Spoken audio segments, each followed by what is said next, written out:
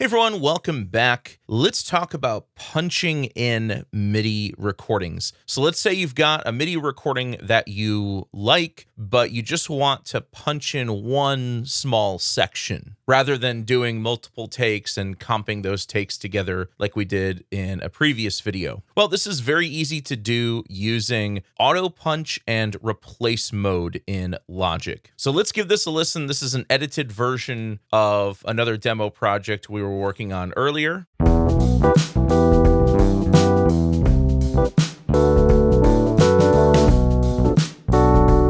It sounds a little loose. The rhythm seems a little bit off between the three instruments. So what I'm going to do is I'm going to drag over both the electric piano and the bass, and I'm going to double click, and that's going to open up all of that MIDI data in the piano roll editor. I'm going to hit Command A to select all of the notes. And let's quantize these to a 16th note. But furthermore, let's give it a little bit of swing because that's actually kind of how I played it. And then we'll roll back the quantization strength a bit. So really what I want is that swing rhythm just to be a little bit tighter with the drums.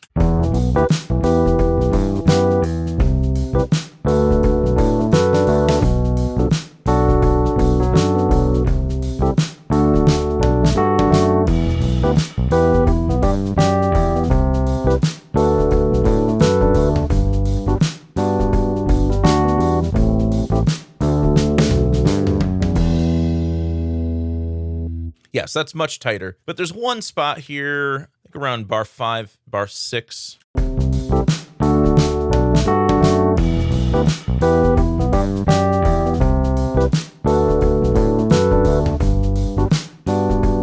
So let's say from like right here until here, I want to punch in a different chord idea and a different bass line. Now, you could do this just by cutting this out with the marquee tool and then recording a new spot in there and then just joining the MIDI regions together. But you can also use a function called Autopunch to do this. So let's show Autopunch by right-clicking or control-clicking up here and selecting Customize Control Bar and Display. We want to make sure that Replace Mode is turned on, and we want to make sure that Autopunch is turned on as well. So what Autopunch does is it allows you to set a range where you want to punch in a recording. Everything to the left and right of this Autopunch range will not be recorded. So first, let's figure out exactly where we want to punch in and where we want to punch out.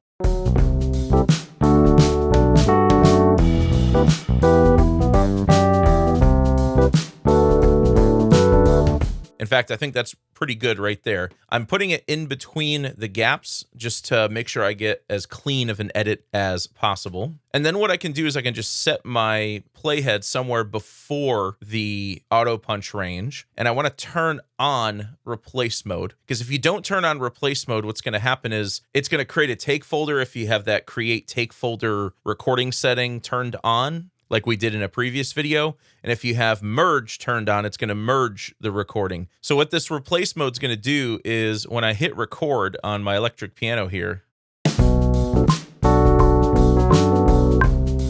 it's going to get rid of everything in between that Autopunch range. And if you click and hold on replace mode, there are different modes here. The two I would recommend using are region erase or content erase. So region erase, you saw there, it just completely erases that part of the region, whereas content erase will just delete the notes inside of the content, inside of the region.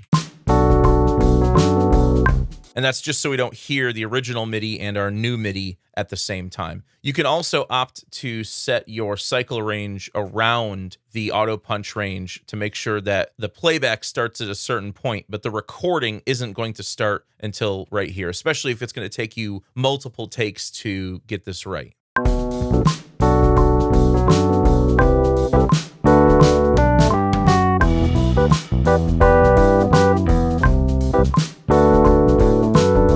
For example, I could do something like that. Let me try it one more time. I'm going to hit Command Z a couple times to undo that. Let's see if I can get a better take in there.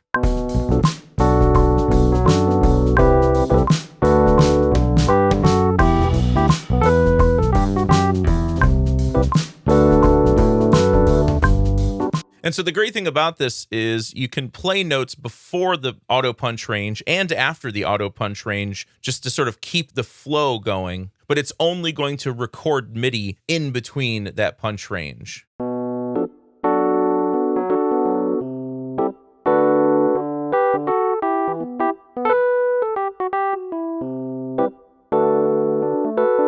And if I want to go into that MIDI recording and clean up the timing on those notes, I can do that as well. So I'm just going to drag over all of these and all of these. And once again, I'll quantize to that same setting. And if you don't want to hear notes when you drag over them in the piano roll editor, you can click this button right here. This is MIDI output. So when this is green, if you drag over notes, you're going to hear them. But if you uncheck this, you'll hear nothing when you drag over those notes.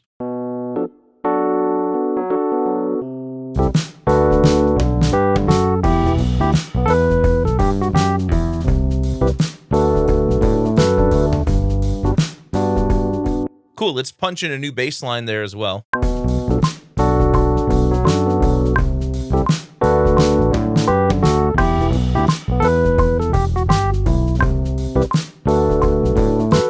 And there we go, I've punched in a new bass part as well. And now I can turn off Auto Punch, I can turn off Replace Mode, and let's give that one more listen.